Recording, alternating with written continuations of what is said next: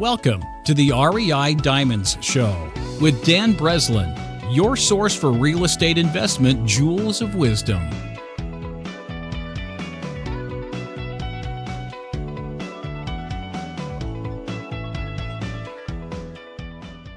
Welcome to the REI Diamond Show. I'm your host, Dan Breslin, and this is episode 147 on marketing, meetups, and apartment syndications with Adam Adams. On today's episode, Adam and I begin by discussing how to build and run a top real estate meetup in your market. And we also dive deep into apartment syndication, including risk management, market selection, one of my recently favorite topics, and proper management technique. And of course, we're going to touch on raising capital. I had a blast recording this episode, and I hope you enjoy it. Let's get right to it. Mr. Adam Adams, welcome to the REI Diamond Show. How you doing today? I'm doing fantastic. Thank you for having me. Yeah, absolutely. Tough guest to get on. Another podcaster, and I'm sure you relate just like me. We are busy running our businesses, running the podcast, running everything that we have going on. And to make time like this, shut the door and give us, an hour or so of your time and wisdom here, I appreciate it, and I welcome you to the show there. So where about in the world are you recording from today, Adam? I'm recording from wintry, snowy Conifer, Colorado. It's beautiful today. The snow is just gorgeous. Nice. Yeah, we are, I am in Chicago here, and we have a warm, wet, rainy day here, but it's been winter weather all the way. But man, I see the photos online. Some of my friends that live in Colorado, and they have the four-wheelers out, and they had the plows out for the driveway, and they have the snowmobiles and stuff, and we don't see much of that here in Chicago at all. It's not that kind of snow, but it sounds cool. So Adam, for people who don't know who you are already, would you mind giving us kind of the backstory, how you got to where you're at today, and a little bit of what your business looks like currently?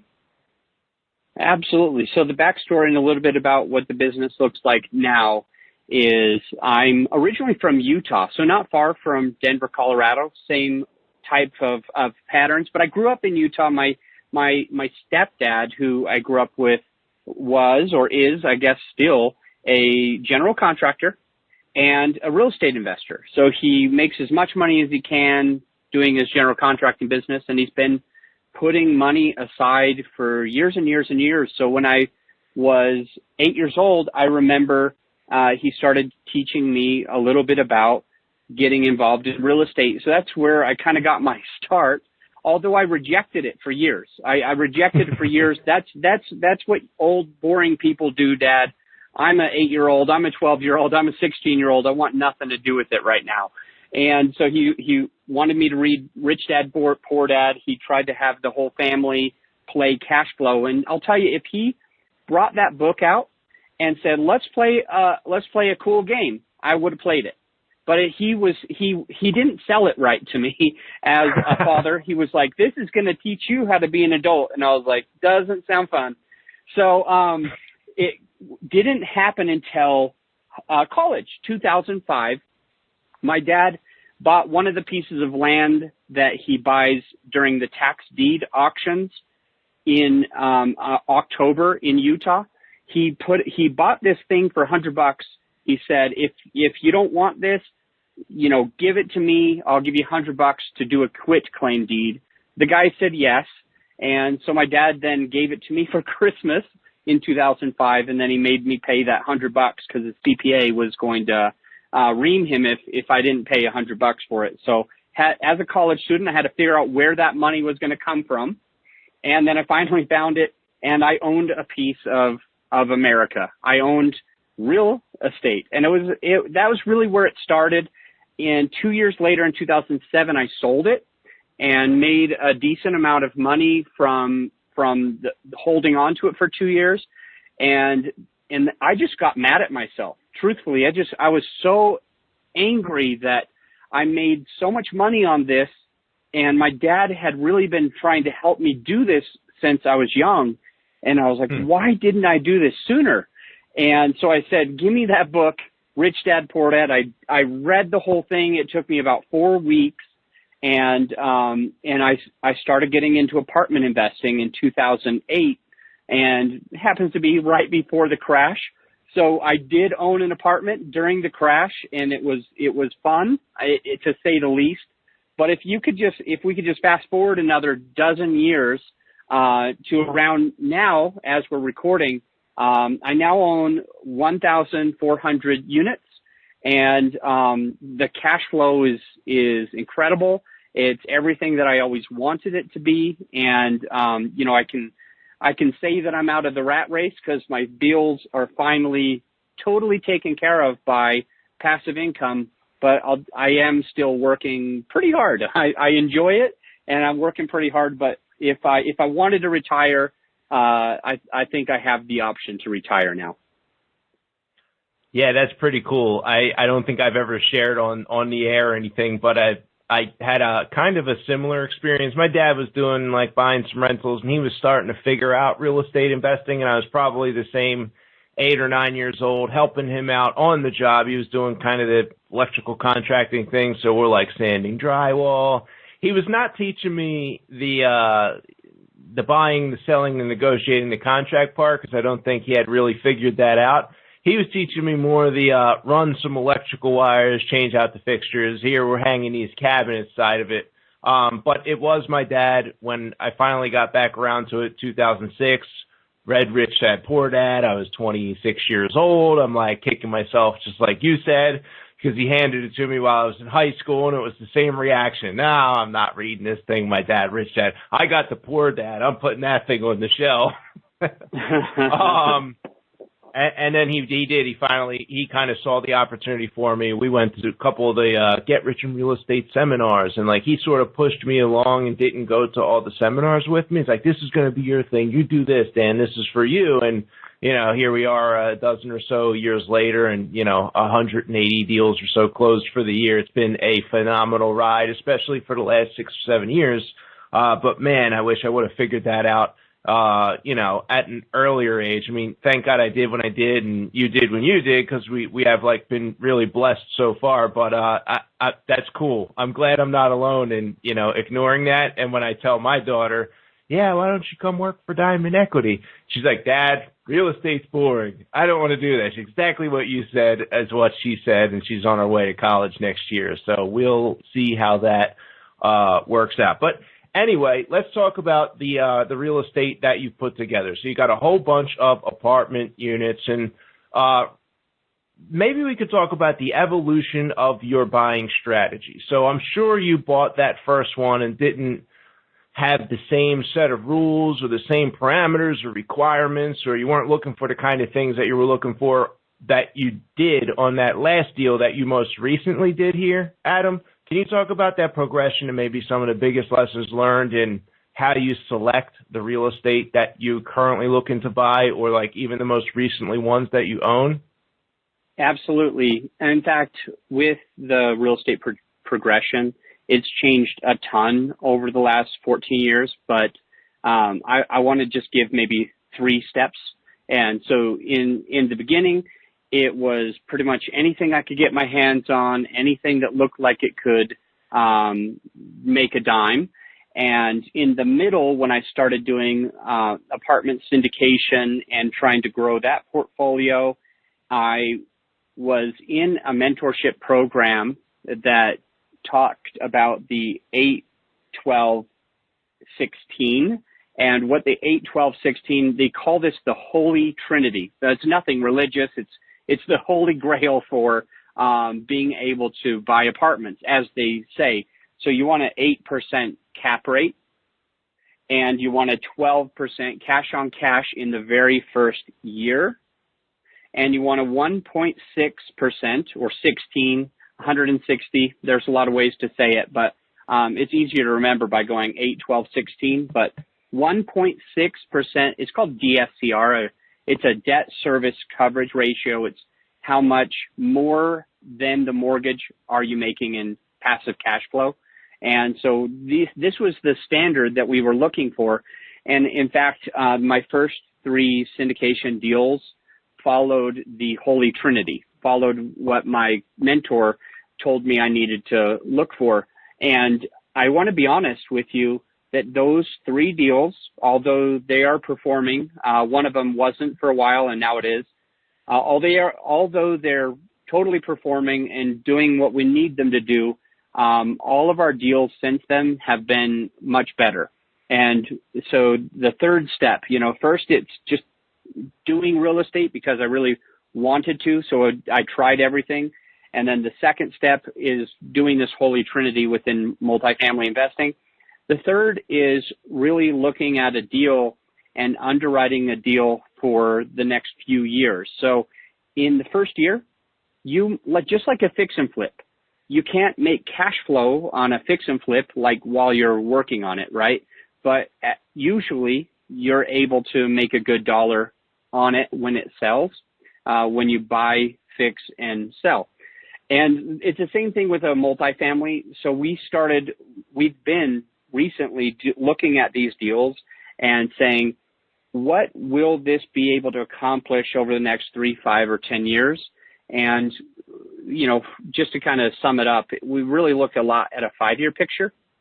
And if we can double our money in 5 years, we go in with $5 million in equity, we sell it for $8 million more than we bought it for, you pay some things, expenses, you'll double your money. You'll net that additional 5. So it's really hard to go into all the detail without looking at this, but just since I know this is a podcast, just in general, the way that we're talking is if our cash flows can bring in anywhere from 5, 6, 8% average throughout while we are holding it. Also, we're paying off the principal balance for the mortgage. Also, we're increasing the value. So with all of those combined, we're looking to double our money and our passive investors' money in about 5 years. And so we no longer are looking for these 8, 12, 16. They're very difficult to find like that. But these days, deals are something that you have to create. They're not necessarily already there. So you've got to look and decide, is there a way to double our money in 5 years? And if there is, it's a project that we are willing to purchase. Now, I'm going to make an assumption here, Adam. You talked about you have to create these deals, and I know I've been out here shopping and kind of window shopping. Personally, I don't have the time to run a syndication or pull the trigger on one, or maybe the ones I'm looking at were kind of like not really the greatest deals and didn't excite me. But it's not a mission that I'm on, and it's not like where I'm dedicating my time. So, anecdotally, I'm watching the market. It's more like 6.5 caps. It's being offered at a 6 cap, and it's settling at a 0.75 cap. So you're mentioning you have to create deals. Can you just describe exactly what you mean by creating a deal? Like, can I just go out there and create the deal? Obviously, I can't on anything that comes down the pike. You're looking for certain parameters and you're driving value in certain ways. Would you mind just kind of like touching on what some of that entails? Yeah, definitely. I'll try. So the first thing is, when we look at creating a deal, it's really the root word for me to be creative, right? Create, to be creative, to be imaginative, to think a little bit outside the box. And what I'm saying is that on like the surface level, some properties, they don't look like they're going to be a deal. And eventually, if you can do the right things to them, you will be creating a very phenomenal deal. And some of those things that you can look at is, look at this property over here that it's a 100-unit apartment community, and the property management company that's managing it today is not doing a good job. They're letting leases, lapse. When somebody moves out, they take a long time to move the next person in, and there's a whole bunch of dogs that are living there, but they're not collecting any dog rent. There's no dog park. And they're keeping it very messy in the yard. They're not mowing on time, and there's some deferred maintenance. Well, because this property management company isn't keeping their eye on the ball, the NOI, or the net operating income, based on that cap rate that you discussed a little bit earlier, the NOI is low, and when you calculate it against the cap rate, the real value of the property is terrible. So there's no value because there's no real income. So when we go there, some people would say, I would never buy this because look at it. It looks like a dump. Look at it. They've got all these dogs pooping everywhere. Nobody's cleaning it up. You know what I mean? Like you come in and it doesn't feel safe. And so some of the things that I'm discussing, like that my company has done and will continue to do, is we'll go into a property like this that just looks terrible, kind of like the fix and flip that a lot of your listeners are already used to. We go into that property and we say, you know, this smells like gold to us. So what we'll do is we'll purchase the property, we'll replace the manager, and we'll start putting cameras everywhere. We'll put up a fence, call it a dog park. We'll start enforcing people to clean up after themselves immediately. And then we'll also go and do an audit of every single unit. As we're walking through, we'll mark how many dogs and cats they have, and then we'll implement a pet fee and pet rent, and we'll just make sure that everybody's paying it. Just these few things that I mentioned, just the few that I've mentioned, and there's a ton more. There's laundry, there's everything under the sun.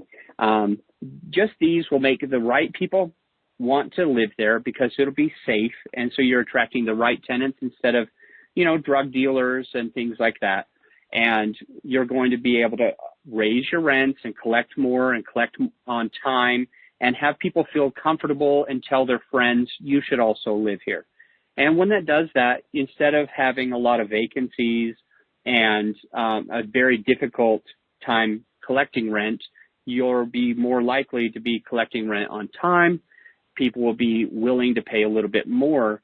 And let's just say that all it was $50 a month. Let's just say $50 a month per unit is all we did different. And I know we can do a lot better than that, but just based on $50 times the 100 units that we have is $5,000 a month, and multiply that by 12 months, it's $60,000. And that doesn't sound like a whole ton, but if you divide it by the 6 cap that you said before, $60,000 divided by 0.06 is how you would do that. What I've just done with $50 is I've just made $1 million. It's insane, but if you divide that 60,000 by 0.06, that comes out to be, you know, $1 million, and all of a sudden you have the same property, but you can sell it to the next person for $1 million. It didn't cost you $1 million. You put in maybe $40,000 in cameras and upgrades. You didn't put $1 million of anything. So you really found a way to make a ton of money. And you can do this with all sorts of things like laundry and parking. Like in some of our communities, what we'll do is there's a bunch of parking and everybody's just parking wherever they want, when they want. And some of the cars their license plates are too old when we come in, like they've already expired.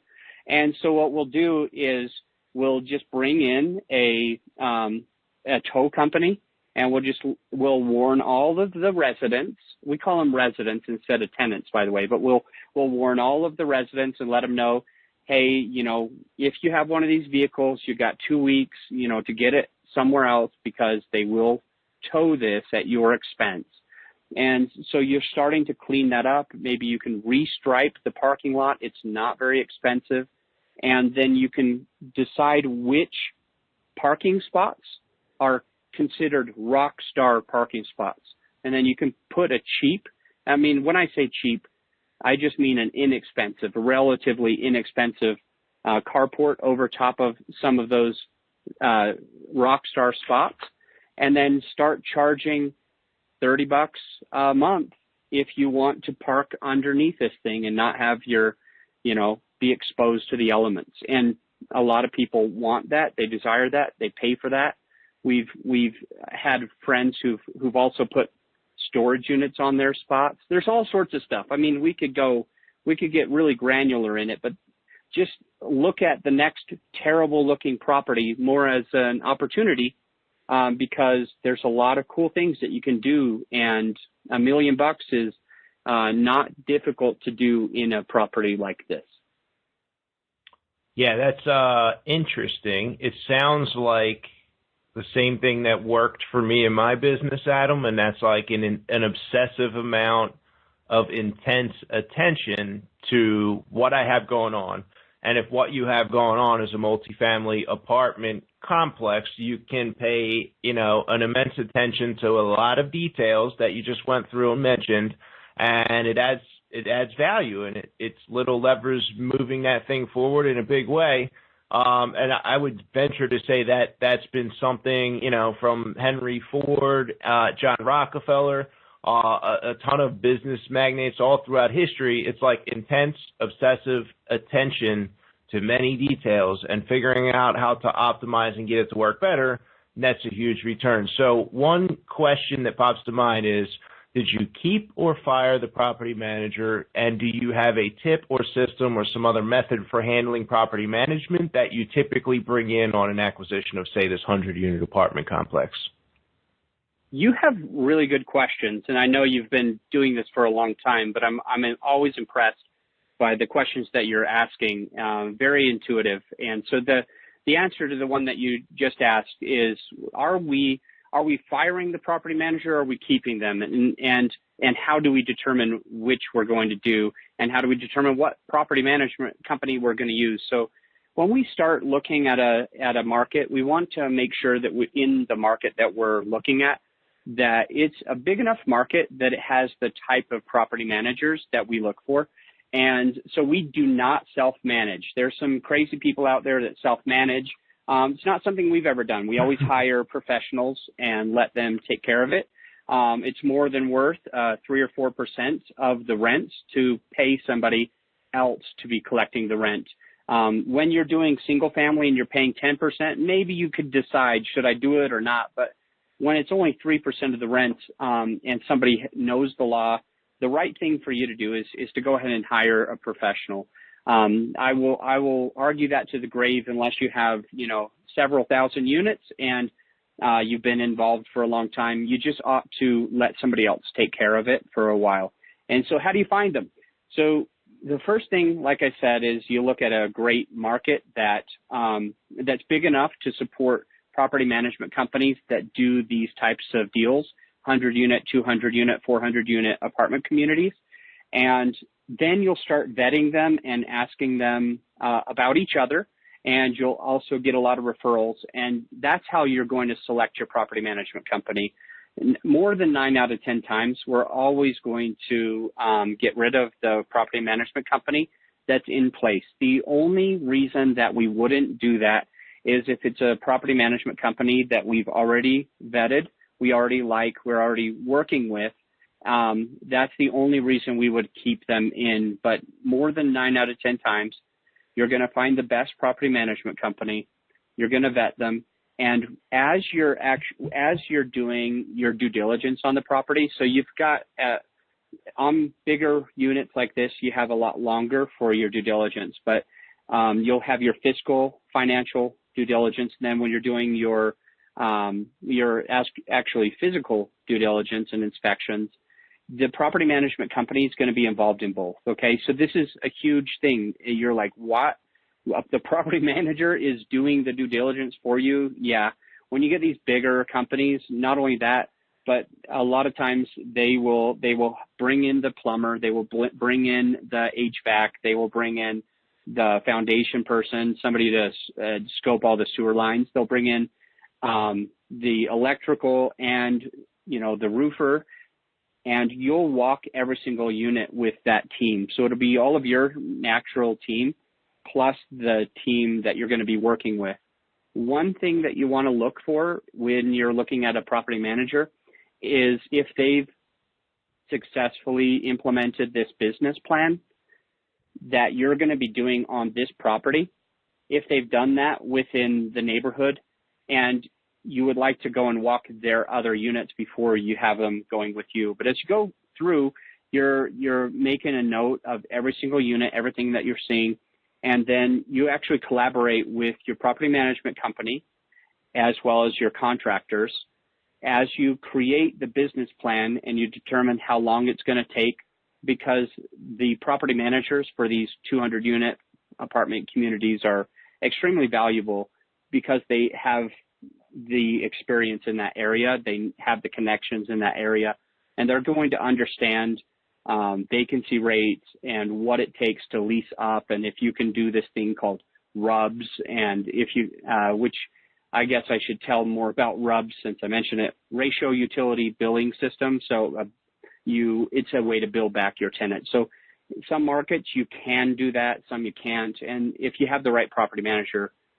they're going to help you be able to do that. So I feel like I've been talking a lot on that, but there's a lot of details that you need the right property manager for sure, and they're going to save your life. You don't buy one of these without already hiring the property manager before you get started, or selecting them, I should say. Makes sense. Great answer. Love the detail there. It's obvious that you have experience in this and you've thought this through and you've asked the tough questions and probably had experience lessons, which we're not going to touch on during this episode.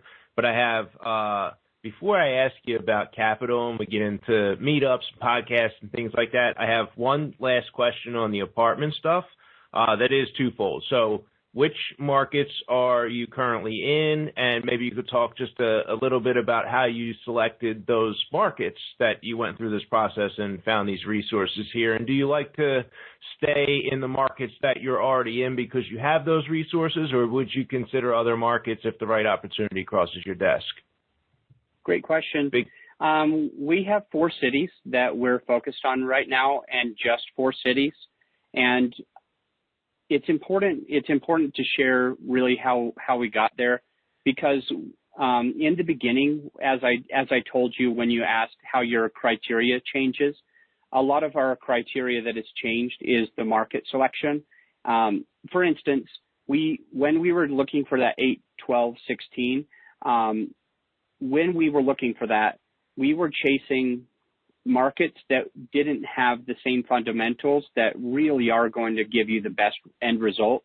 And so we were looking at, I guess, lesser wanted, less desirable neighborhoods, because that's where we could find those cap rates that were a bit higher, because there was just less people that were driving the cap rates down, which means to drive the price up. And so we looked at a lot of different markets, and we weren't enjoying flying all the way to Connecticut. We weren't enjoying trying to get to different cities when we had several properties, and they were all over the freaking nation. They were all over. And so what we ended up doing is we said, you know, this is stupid. Like this feels like we're just banging our head against a brick wall. This is giving us brain damage. It's not easy to handle properties all over.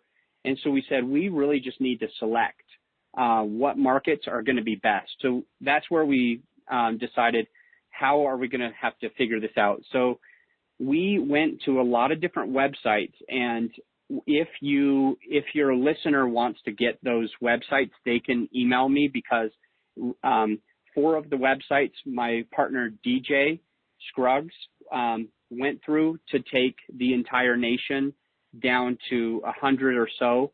And then 4 different websites that DJ didn't have, Manny went through, and he took everything down to 100 or so, and they put their list together and had 135 in common that were the top markets in the entire nation based on these 8 websites total.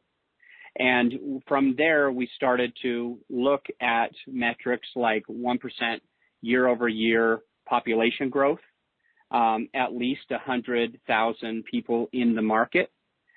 We looked at job diversification, so basically saying that we don't want any single employer or even an industry to encompass more than 25% of the job force in an area, and ideally 20% or less. And so we looked and made sure that we could narrow it down to places that only qualified like that. and we started looking at places that had better schools. We wanted to look at places that had 7 out of 10 schools, 8 out of 10, 9, and 10 out of 10 schools.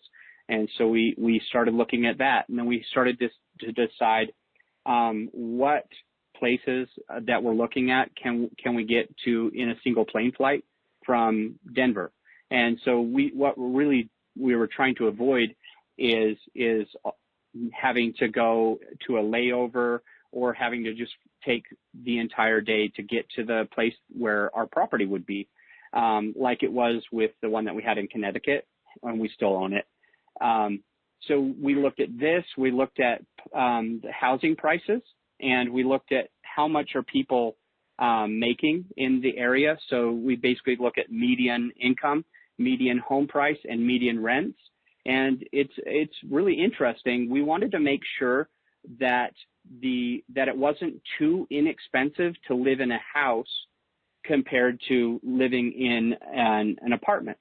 So if it was more affordable to live in a house, that would be difficult on us if we're going to try to have a good occupancy rate in our building, right? And so we started looking at all of this, and I'll spare you some of the details, but if your listener is curious on the websites and which were the top 135 that we had come up with and how we whittled it down eventually down to just 4 markets, I've got all that written out, and I can send it to them if they email me. But here's the 4 that we selected after making carefully that we saw everything that we were really looking for. Reno, Nevada, Oklahoma City, Fayetteville, Arkansas, and Boise, Idaho. And one of the metrics that I'll mention is absorption rate. And what that means is, are they building a lot of apartment communities right now and not enough people are moving to the city? If they're doing that, then your vacancy is going to increase, because eventually as these units come online and they're available, the problem is going to be that there's going to be so much choice that the prices are going to be driven down, or you're just going to have vacancy. And so this is what we're looking for, is places where they're not overbuilding, but they still have those other metrics. Denver, for instance, would be an incredible market. It's an incredible market for the next 20 years, and it's going to be probably forever. But if you look at a 20-year picture, Denver, Colorado is phenomenal. But if you look at a 5-year picture, which is our hold time on many of these, there is a chance that we'll be losing money, that prices are going to come down, that there's going to be too many vacancies out there that are going to drive our prices down. So if we were looking at a 20-year picture, we'd be all over Denver. But because we're looking at a 5-year picture, we really had to exclude the city that we even live in, even though it's a phenomenal market, if that makes any sense. I love it. What a great answer to a very complicated, long-winded question. I appreciate that. I would love to dive into deep topic on a lot of the stuff you said there, but I'm going to, because of the clock here, I'm going to change gears a little bit. So we, the listeners, me, we all know that apartment investing requires an enormous amount of capital. I'm going to go out on a limb, and I'm going to assume that your large network, your ability to leverage Facebook, your ability to leverage meetups, in-person events, and also maybe the podcast might have some influence on your ability to raise capital. If I'm correct, then the question is, hey, would you mind sharing some of those same important little details that really move the needle for you in any one of those places? And if I'm not correct, and there's some other great abundant source of the capital that's funded your deals, then we could talk about that. Yeah. So the first, you're right. I leverage working with other people. So my team's really the operator. And then there's a lot of people that want to invest passively and still get that great return, but they don't want to have to operate it or learn what we're doing or do all this market research that I just mentioned to you. And so what we do is we partner. We're the general partner. They'd be the limited partner, and we close on these deals. And you asked, how do we find the limited partners? Is it through the Facebook, the Meetup, and the podcast? And so I'll share the first $4.2 million that I raised of private capital to go into my deals, the first 4.2 came just from my local meetup in Denver. And so the local meetup in Denver, we just meet at lunch, and that's really helped us. And I'll give you some tips to move the needle if you want to do a meetup as well. And then as far as the last couple of million that have come in, it's really coming in through the podcast. In fact, every day we tend to have 1 to 6 people just automatically opting in and saying we want to invest with you, just because they've been listening to the podcast for a couple of years. And I know that's got to be the same with you and other people that are consistent, because passive investors, they want to see consistency. They absolutely want to know if you keep showing up in your podcast after 4 years or 2 years, you're obviously the type of person that's going to keep showing up in other areas of your life. And I know that that's one thing that's really benefited us. And because our podcast is about 2 years old, we're starting to get more and more people coming. And I'll give you one thing to move the needle on that as well. And of course, the Facebook has helped a lot. I will skip that, but just know that you, the listener, you're going to want to be successful in anything. I don't care if you're doing fix and flip or if you're selling door to door or whatever. If you're not telling people what you're doing, then it's going to be very difficult for you to be successful. So I just make it a habit on social media to just always tell people what I'm doing, and you should too. So the one thing that I'll say to move the needle on your meetup group is how you market the meetup group. That's a huge deal. Most everybody else who has a meetup group, they just put it on meetup.com. That's the only place. But what I'll do is I'll call people on the phone and say, this week we're going to be talking about this, and it'd be very valuable to you. So I'm actually soliciting call by call, individual by individual, but in a very genuine way. I think this meeting will help you, or you're going to meet the right person for your business. You should come. And that little thing where you're actually speaking to somebody directly, it goes a long way compared to if they just saw that it was there. If they saw that it was there, they might even want to go there. They may even want to come to the meetup, and they may even plan to come to the meetup. But when they have kids and work and all these other things in their life, when it starts coming closer to the meetup, they let go. But if you gave them a individual call and said, this one you can't miss, you got to grab your babysitter now, it's a night and day. And that's really what put my meetup to where it is. It's the top one meetup in Colorado, and it really came from the way that I marketed it. So if you're going to do it, don't just put it on meetup.com. Also call your friends, let them know when it applies to them that they ought to be there. And then on the podcast, there's many things that really will move your needle. Consistency will absolutely move the needle, but I'm going to give you just a hack. If you don't have a podcast today, I just give you like one quick hack that I give to my students, and all of them have a top 1% podcast. So take this and know that it's worth gold. If you're launching a podcast and you do the same thing that I told you with the meetup, and as you're launching it, you actually call your friends and your family, and here's your pitch, and it's a perfect pitch. Write it down. Hey, John, the reason I'm calling you today is because I need just a couple of people that I trust to give me a rating and review to this podcast that I just started. And so that's really how you'll open it up.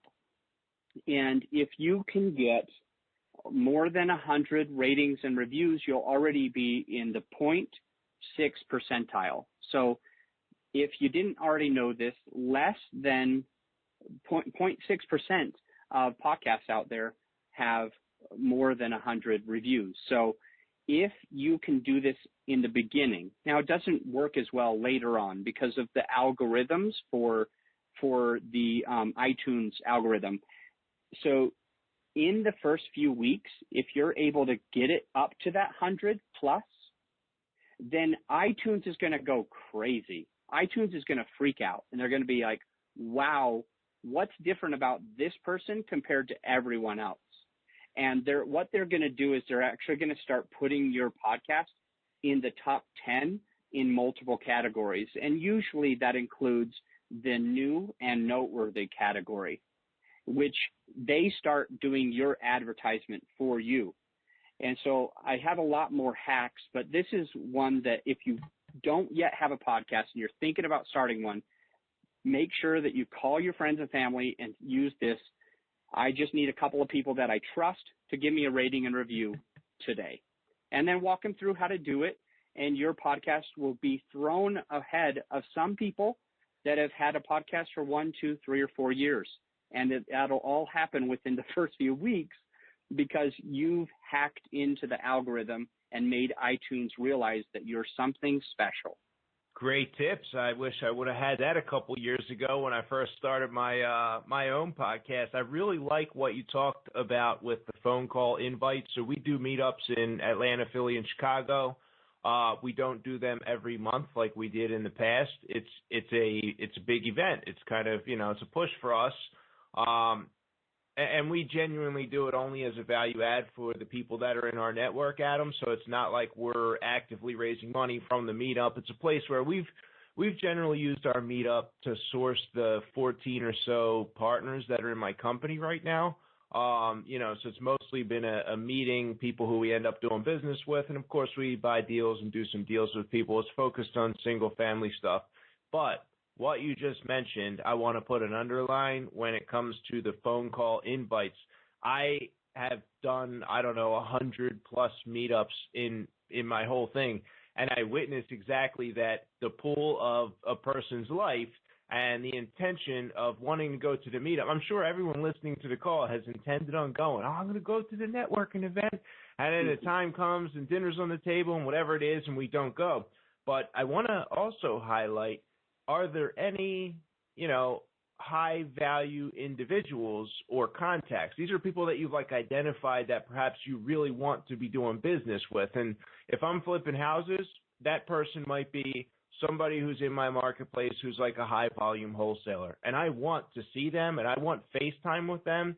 And sometimes getting them out to that meetup, maybe making that phone call, hey, I'm going to see you there. And you create that expectation from the other party and you get them there. So yeah, call the friends and call the people that you're, but, also perhaps seeing who is it that I really want to make sure I'm there and spending some FaceTime with and figuring out who are those high value individuals that I really want to make sure I see at that event.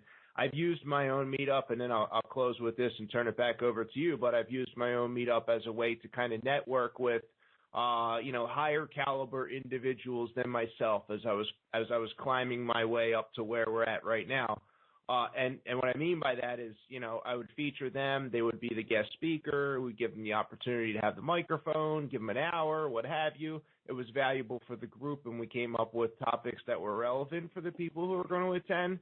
But not only that, the person who has spoken in front of the room, these are the kind of people now, if I need to get a hold of them, I can get them on the phone, because it was a way for me to build the relationship and build by offering something of value, by offering our group and our network for them to come and speak.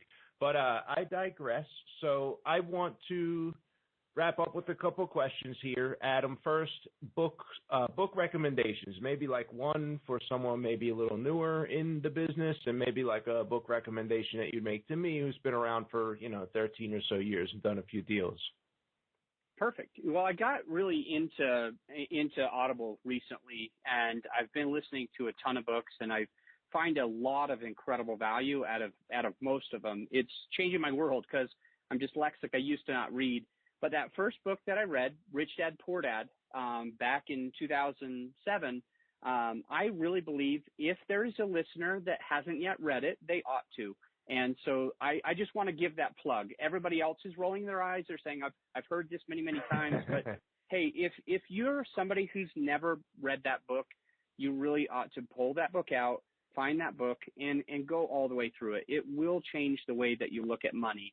The second book that I want to discuss it's just a friend of mine. His name is Joe Fairless, and he wrote an extremely comprehensive apartment investing guide. And it's hundreds of pages. I think it's like 400 pages. And it can be a bit overwhelming. I just want to encourage you. It's a $40 or $50 book, but if you want to do this business that I'm doing, Joe shares a lot of the secret strategies that I use and I teach my clients in that book for just 40 or 50 bucks. And it will teach you how to market, how to raise money, how to find the deal, how to manage the deal, how to underwrite deals, how to find partners, and everything else that you could think of or you're concerned about in getting into these bigger deals. It's called Best Ever Apartment Syndication Book by Joe Fairless and Theo Hicks. So Best Ever Apartment Syndication Book by Joe Fairless and Theo Hicks. Highly recommend it. Nice. And we've had Joe on the show here, I think a couple times, and I've been on his show. I'll make sure I link to his episodes if you go on and check in the show notes here. Great books, Rich Dad, Poor Dad, almost every guest. I mean, it's like a majority of the guests are making that suggestion. So, yeah, another underline. If you haven't read that yet, humongous mindset shift, great place to start. I wrote down Best Ever Apartment Syndication for myself here. I'll make sure I grab that. If you could, Adam, if you could go back to 2008, just starting off in real estate, finally embraced your dad's wisdom. He had been trying to spoon feed for so many years, kind of tasted like Brussels sprouts or something, right? But if you could go back to 2008 and give yourself the crown jewel of wisdom, knowing what you know now, what would that be? I feel like the real true jewel that I would share is that you need to find a mentor. You absolutely just need to find somebody to align with that's been there for 20 or 30 years that can help you to get rid of those 20 or 30 years of headaches and go straight into the success part. So that's the really, I mean, I could share a lot of different things, but if you're wanting to get into a business that you don't yet understand, the best thing you can do is align with a good mentor that has had a lot of experience that can really help you streamline your success.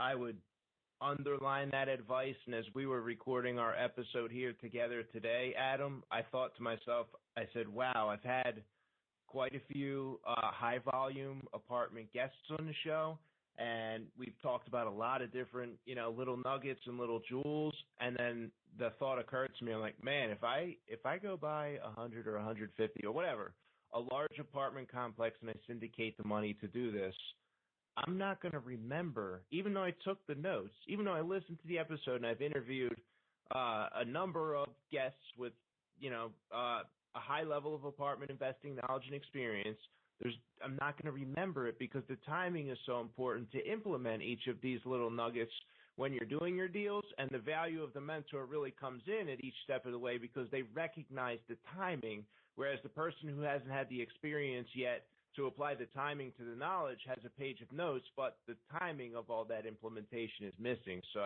I had the thought, I'm making a note that if I do decide to buy a couple hundred units, I am probably going to be giving you a call. So anyway, if any of our guests, Adam, want to get some more information about you, your company, et cetera, do you have somewhere they can go to get more info?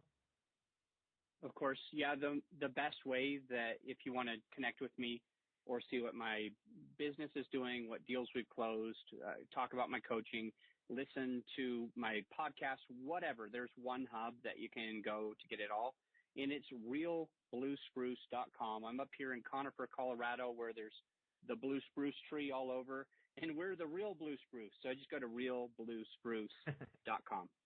Nice. Exciting episode. I got a ton of pages of good notes here. I appreciate you closing the door, blocking the distractions out, and sharing so generously of your wisdom, Adam. Thank you for coming on the show. Thank you so much for your time. I love what you're doing, and your questions are phenomenal. I got to learn your strategies. You're doing good stuff. Appreciate it. And thank you for tuning in to this episode of the REI Diamond Show. Coming up next, Rod Khleif of the Lifetime Cash Flow Through a Real Estate Investing Show, joins us to discuss how he lost $50 million and then built back up to a few thousand units. It is a good one that you will not want to miss. Deal makers, I have cash for you if you've got a deal. I buy houses and apartment complex deals in Atlanta, Chicago, and Philadelphia, anywhere 2-hour radius from those cities. So if you have a deal in that geographical area, please contact me directly using the form at reidiamonds.com. You could always email me back if you've got my email address, and I'll be sure to respond. Accredited investors are currently earning double-digit returns investing passively in real estate. If you are interested in that, go to fundrehabdeals.com now to check it out. That concludes this episode. Thank you again for tuning in to the REI Diamond Show. Dan Breslin here. Catch you on the next one. Thank you for listening to this episode of the REI Diamonds Show with Dan Breslin. To receive email notifications of new weekly episodes, sign up at www.reidiamonds.com.